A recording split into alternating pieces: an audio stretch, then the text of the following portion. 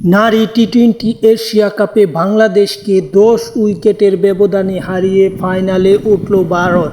সেমিফাইনালে প্রথমে ব্যাট করতে নেমে বাংলাদেশ নির্ধারিত 20 ওভার খেলে ব্যাটিং ব্যর্থতায় 8 উইকেট হারিয়ে মাত্র 80টি রান সংগ্রহ করতে পারে এবং বিপরীতে বাংলাদেশের বোলারদের উপর চড়াও হয় ইন্ডিয়ান ব্যাটার দুই ওপেনার শেফালি ভার্মা এবং মান্দানা দুজনের এক জুটিতে 83 রানের জুটিতে 9 ওভার হাতে রেখে ম্যাচটি জয়লাভ করে টিম ইন্ডিয়া এবং 10 উইকেট হাতে রেখে।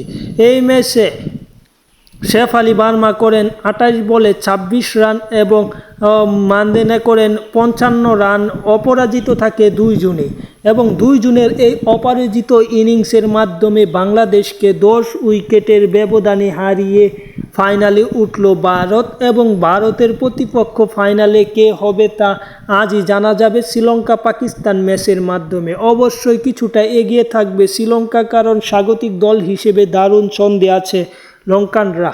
অপরদিকে ইন্ডিয়া এই ফাইনালে সেমিফাইনালে বাংলাদেশকে হারানোর মাধ্যমে প্রত্যেকটি এশিয়া কাপের ফাইনাল খেলার একটি ইতিহাস গড়ল নারী এশিয়া কাপের। যাই হোক, খেলাধুলা ছোট থেকে বড় আপডেট পেতে এই ছোট চ্যানেলটি সাবস্ক্রাইব করে রাখবেন। ধন্যবাদ।